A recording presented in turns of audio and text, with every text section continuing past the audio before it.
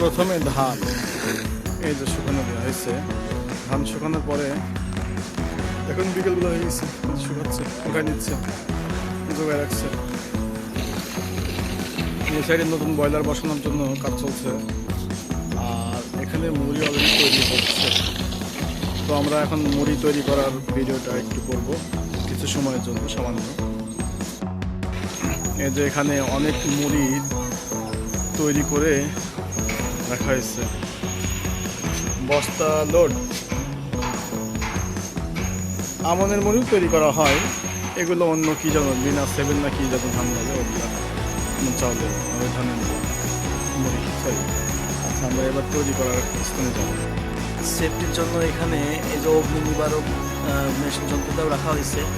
এটা ডেটও আছে, এই যে একটা ডেট আছে এখন 20/3/2026, ঠিক আছে। এই যে শুকনা চাউল এই মেশিন থেকে বের হয়, ভেল চাউল দিলে শুকনা চাউল হয়ে বের হয়ে আসে। আসার পরে যে এখানে আসলো, এখানে আসার পরে সুন্দরভাবে এই যে মাথাতে করে নিয়ে গিয়ে বয়লারে ঢালছে। এখানে অনেক তাপ, এই যে আগুন চলছে, এর কাছে যাওয়া যায় না ভেতরে, তারপরে আমি একটু দেখানোর চেষ্টা করতেছি। আমাদের ভাই চাউল ঢেলে দিচ্ছে, এই দিক দিয়ে সোজা এসে এখানে একটু টুকরো পড়ছে। ভিতরে প্রচন্ড তাপ, আগুন, আর এর ভিতর দিয়েই যাচ্ছে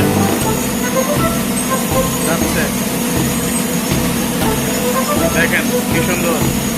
এইভাবে যাইতে যাইতে এখান থেকে ওই কর্নার পর্যন্ত পৌঁছায় যাবে। আমি এবার ওই কর্নারে গিয়ে আপনাদেরকে আর একটু দেখাবো কিভাবে এই চাউলের থেকে আবার মুড়িতে পরিণত হচ্ছে। এই যে এখানে চলে আসলাম, এবার এই মাথায় ওই মাথা দিয়ে চাউল দেওয়া হচ্ছে, আর এই মাথার মধ্যে দিয়ে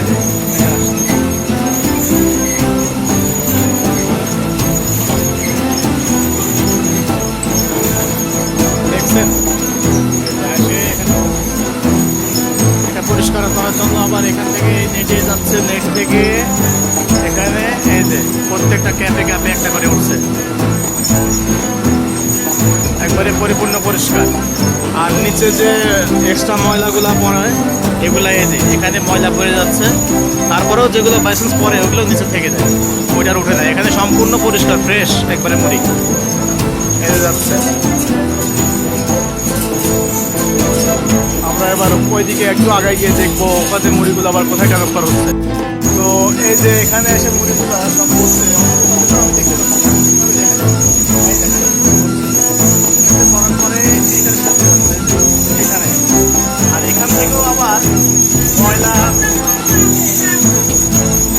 মুড়িগুলা এখান থেকে যেগুলো এক্সট্রা ময়লা আছে এখানে নিচে, ওগুলো আবার নিচে দেখেন এখানে অনেক ময়লা, এগুলা আর ব্যবহার করা হয় না, এগুলা মাছের খাদ্য হিসাবে তারা দিয়ে দেয়, আর মাছের খামারিরা এগুলা নিয়ে যায়। যেগুলা পরে আছে নিচে দেখছেন এগুলা সব মাছের খাবার হিসাবে যাবে, আর ফ্রেশ যেগুলা এর মধ্যে দিয়ে পরিশোধন হয়ে যাচ্ছে এই মুড়িগুলা সম্পূর্ণ ওই পাশে গিয়ে বস্তাতে লোড হবে। তারপরে এই মাথাতে আসলাম আমরা, এই নেটের মধ্যে দিয়ে যে চলছে এসে এই দেখেন সম্পূর্ণ পরিষ্কার হয়ে, না ভাবি করছে না, ভাবি সুন্দর নাই, সম্পূর্ণ পরিষ্কার হয়ে এখান দিয়ে এই যে ময়লাগুলো সব নিচে, এগুলো মাছের খাবার, আর ফ্রেশ মুড়ি এই যে বস্তা লোড। এই দেখেন মুখ মেরে দেওয়া হচ্ছে যেন কোনো ধুলাবালি ভিতরে না ঢোকে, পরিপূর্ণ। এছাড়া ছোট প্যাকেট তৈরি করা হয়, ছোট প্যাকেটও আছে।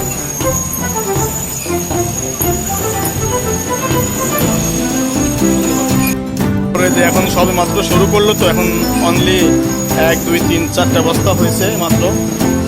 প্রতি বস্তা কত 10 কেজি করে, না 10 কেজি করে ওজন দেওয়া হচ্ছে। আর এছাড়া ছোট পলি তৈরি করা হয়, ওগুলাও অনেক দূর দূর পর্যন্ত যায় এখান থেকে। মুড়িগুলো অনেক ভালো, আমি আপনাদেরকে একটু দেখাই, ফ্রেশ একবারে ঝকঝকা চকচকা। এর মধ্যে একটা ময়লা দানা আপনারা হাত দিয়ে খুঁজে পাবেন, দেখেন কি সুন্দর। আর এখন অনেক গরম, এই মুড়িগুলো খাইতে যা টেস্ট লাগে আপনারা যদি হ্যাঁ আরো বড় বড় আসলে বিভিন্ন ধানের থেকে বিভিন্ন রকম হয়।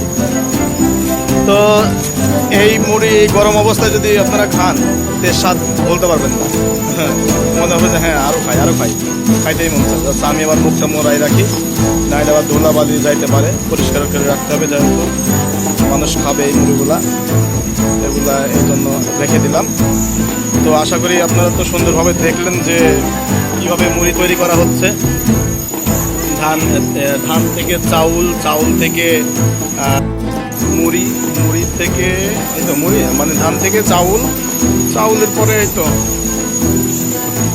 আসে ঠান্ডা জল ভিজানো চাউল, আবার লবণ মিক্স করতে হয়।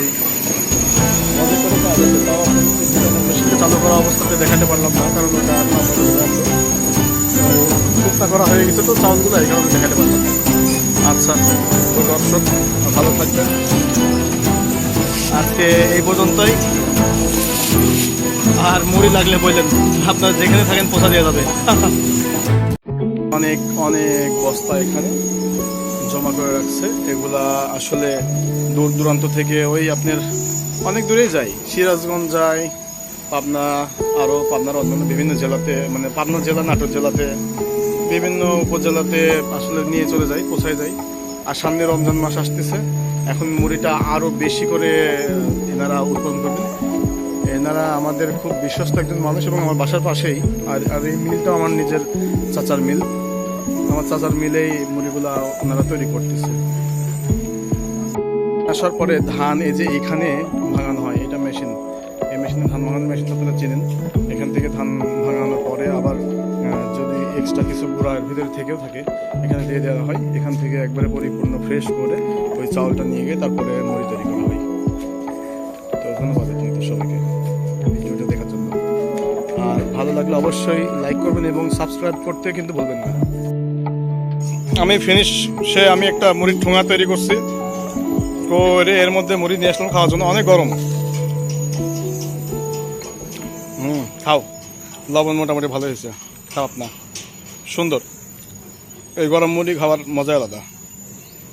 আচ্ছা।